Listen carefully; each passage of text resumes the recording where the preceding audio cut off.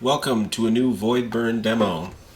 Today I'm going to play through what I have of the game so far and try to explain some things as we're playing it.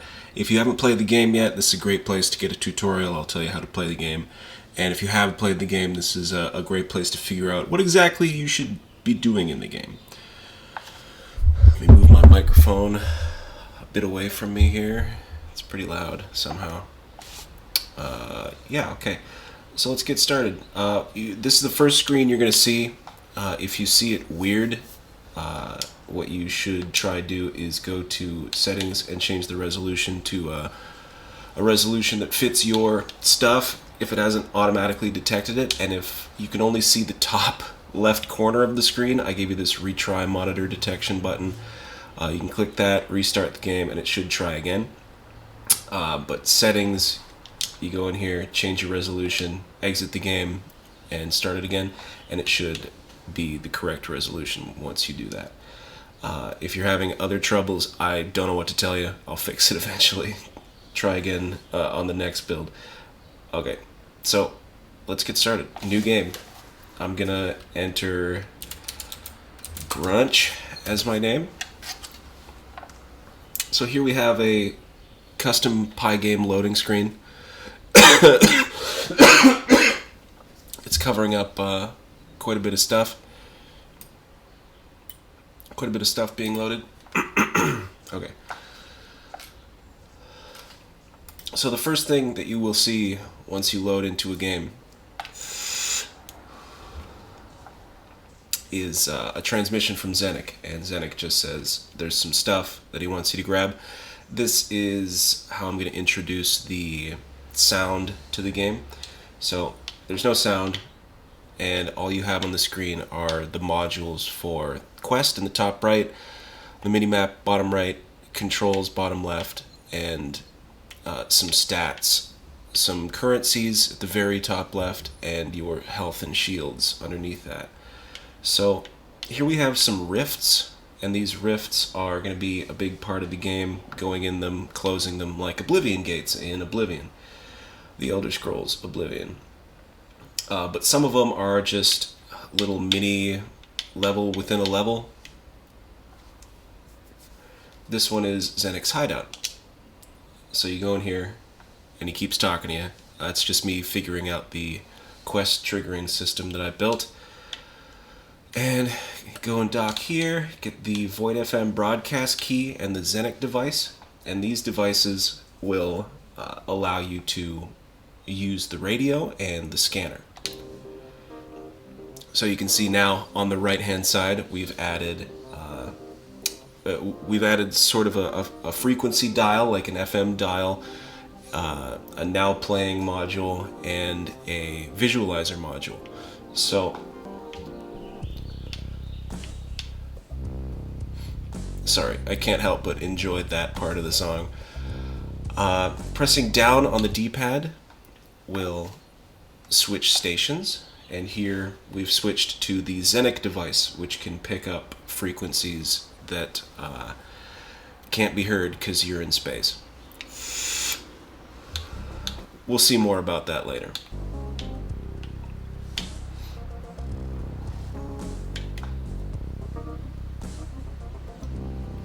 Alright, so for now I'm just going to turn that off because I'm going to talk a bit more. So let me give you some of the controls here. So as of right now, using the right stick, pointing the right stick in any direction will automatically shoot in that direction, your main cannon. Using the left trigger will move you around, and right trigger boosts, left trigger does sort of a drift. It slows you down and makes your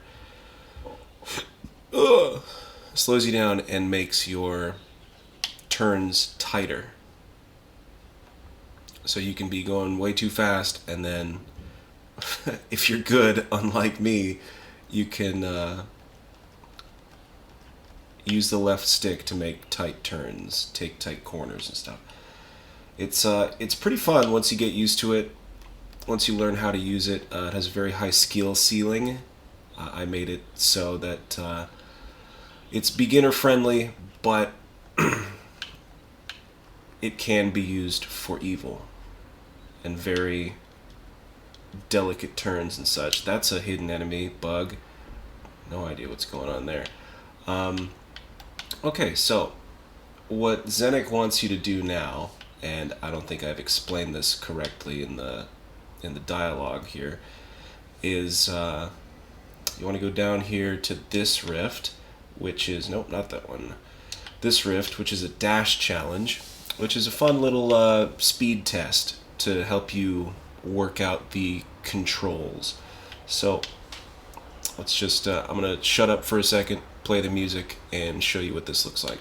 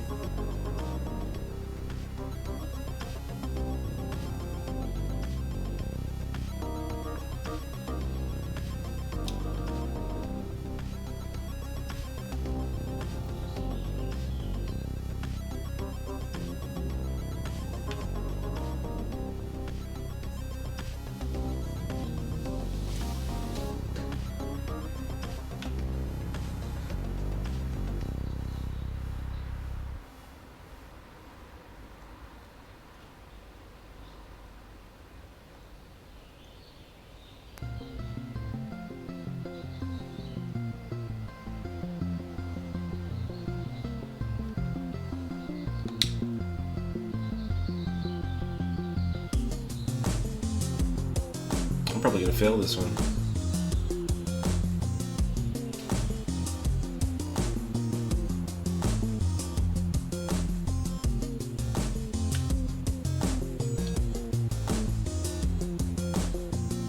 Oh, just barely didn't make it. Yeah, regardless, there's a bug that gave me all of the STC, all the shit coin that was supposed to be rewarded when I won. So that's it works in our favor right now because I don't want to do that again. I always get distracted by just killing stuff in this game because it's so much fun. The reason for doing that that dash challenge here was to get shitcoin, so I could come up here and show you the customization options. So you go dock at a planet, and the planet has a little shop, and now that you've won or lost the dash challenge, you can buy all of this stuff. And this, of course, needs bug fixes. Everything, pretty much everything in the game needs bug fixes at this point. But that is a problem for later me. So now that I have all of the customization stuff, I can show you what that looks like. So come here into your menu and go right bumper or R1 or whatever it's called on a Switch controller. I don't know why you'd be playing with a Switch controller, but and go to your ship. So your ship has several different shapes that you can use. I like Delta Wing and Stealth and Fox a lot. I'm going to use Stealth right now. So your trail obviously has some different lengths and styles. So ribbon is the one we were using already. Polygon just looks like polygons, of course. And classic, I like that one. It emulates the old Windows cursor, how it would leave a trail. And you can customize your ship color. We got to use one for this tutorial that stands out on a black background. Sometimes I'll do a really dark one and it looks kind of cool, but it's hard to capture, especially since I'm playing on 1440p and you're probably watching on a 1080p screen with like 720 resolution on YouTube or something. So let me choose some interesting colors here. So you can customize your trail, your projectile, your gun, your ship, and the color of the HUD. And I don't know many games that do that, but Fallout inspired me to make it so you can customize the color of your HUD. I'm gonna go with a nice red. Hopefully that shows up well on screen. While I'm in the pause menu here, let's take a look at some of the stuff you can find. The triggers zoom in and out of this map. As you discover things, they are added to the map, and there is a pretty poorly implemented trail for places that you have been, which are those dots there that are terribly overlapping one another and such. Cargo, everything you pick up, everything you can make is in here. There are blueprints for things that you can unlock. For example, organic matter. If you collect 100 of those, you'll be able to craft a power-up called Blades of Grass. So jobs, the job screen is undercooked right now, don't use it. Bip, bip, bip. I'm going to go bullet damage and fire rate for now. So you get skill points, and you can use them to upgrade your basic skills, which are on the left-hand side here, and your attacks. All of your attacks have alternatives that you can unlock through playing the game and collecting stuff. Other than that, we have the scanner menu, which I will talk a bit more about later.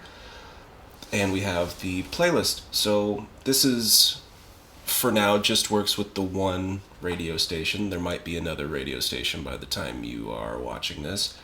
But you can turn off certain songs that you don't want to hear.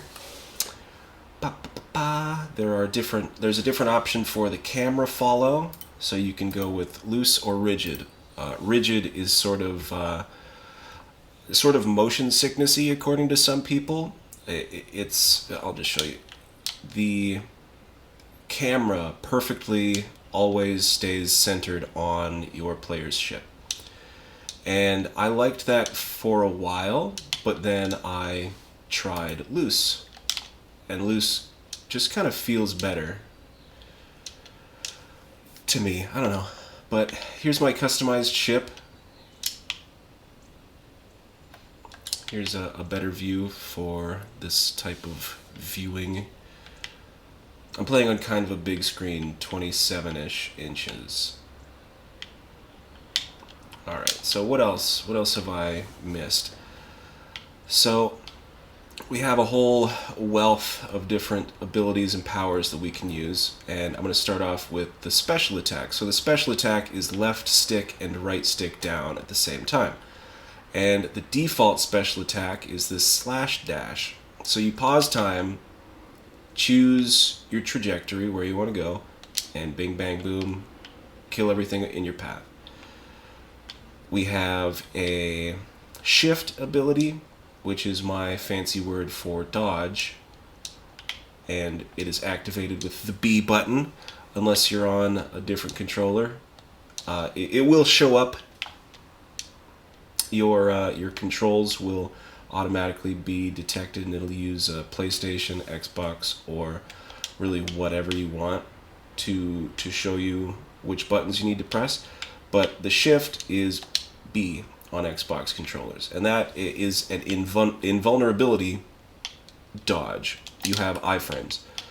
Right bumper, what I just used, is currently a reflection sort of shield. Let me move this. It's kind of a fast-paced game. It's hard to explain and play at the same time, but I think I'm doing an okay job. So yeah, that is the reflection sort of shield. It reflects projectiles and makes smaller enemies get away from you, and asteroids as well. That attack I just used was the Y attack, the default starting Y attack. It is sort of a deletion attack. It's very, very powerful. Takes a bit to recharge, and basically just, deletes everything.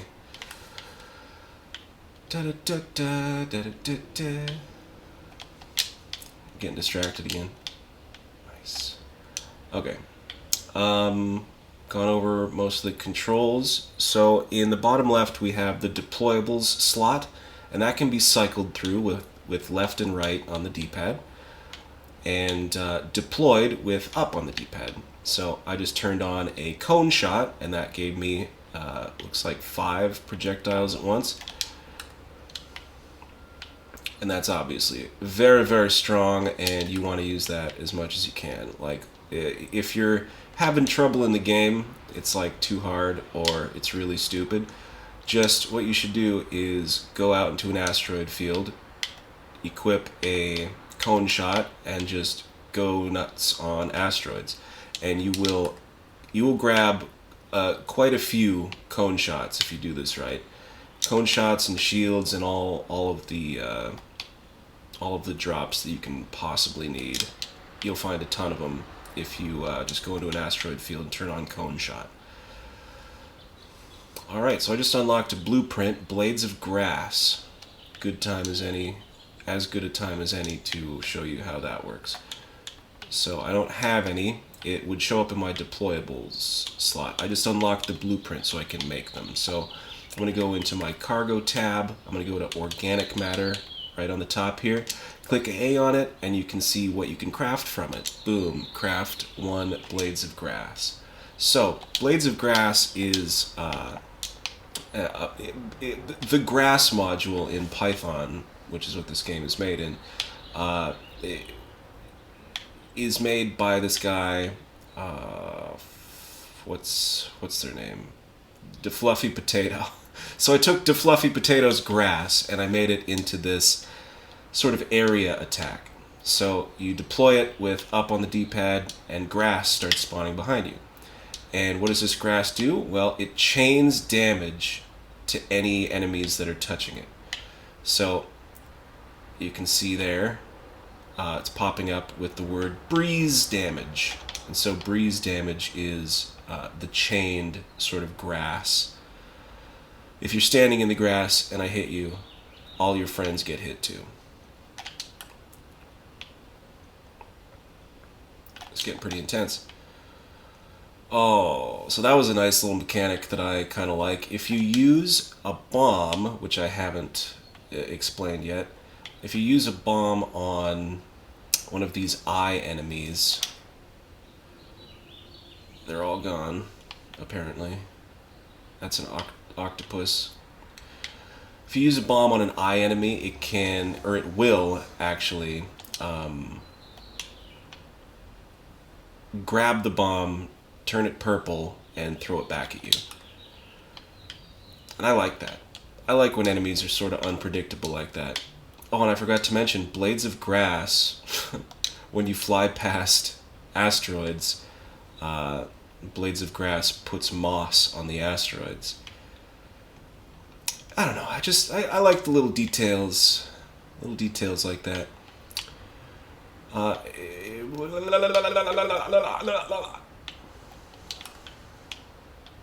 Tons of breeze damage. Look at all that breeze damage.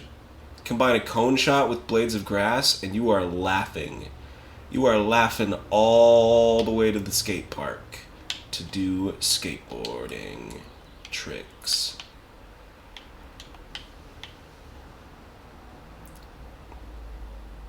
Once again, I have been distracted by combat.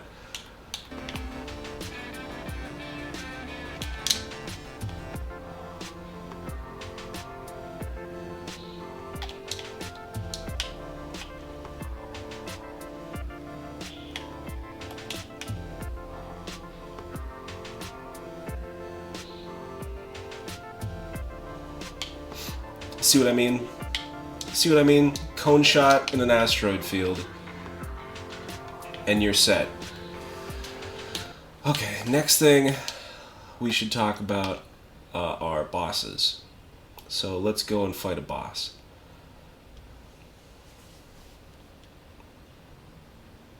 It might be pretty hard for you to navigate this game at first because I have not done much work on the minimap, but We'll get there. You and me together, we'll get there. So here we have a boss fight, Rift, and this boss is named Tex. And Tex is 3D on a 2D plane, and he speaks to you. But he speaks to you in a frequency that can only be picked up by your scanner. And you'll see what happens. You'll see what happens when he does that.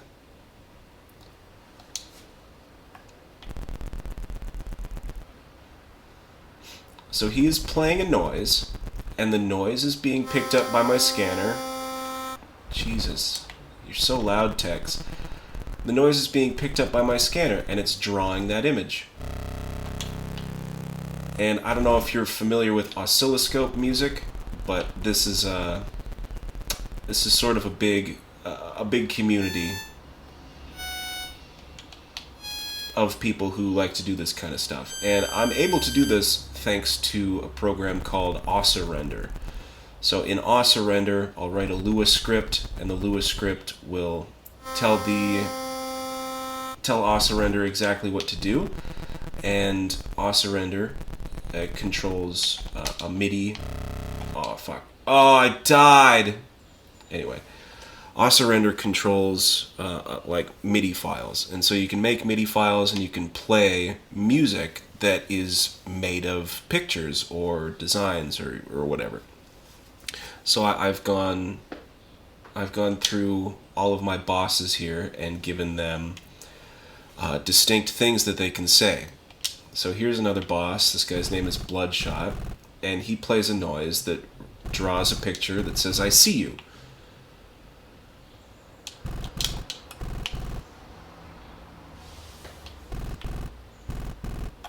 And that's collecting a currency called resonance. So when you get spoken to by a boss, you collect some resonance, and you collect the boss's sound in your scanner menu. This isn't used for anything yet, but the currency and the noises are going to be used primarily in the main story of the game. What else? What else do I have here? I have NPCs, but I think they despawned by accident. We have this. This is just a quick test of some new stuff I'm working on.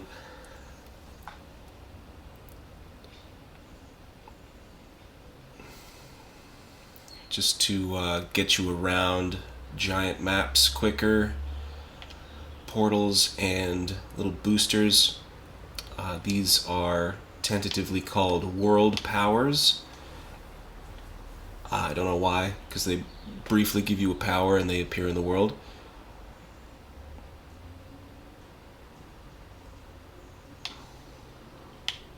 That's unintended behavior. But I like the little animation on this. As you get closer, it like spins up.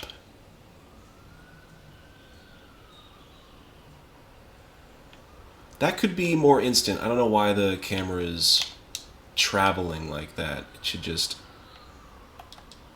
I don't know. I don't know if that's the good stuff or not. But yeah, I think I've shown pretty much everything there is to be shown right now. If you like the look of the game, if you want to test it out, go ahead.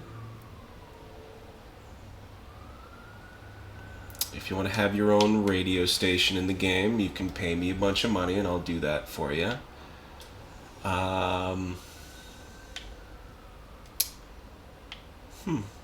Well, I can show you this. Well, that didn't work. Usually they corrupt the bomb and send it back at you. But I guess I will show you everything unlocked.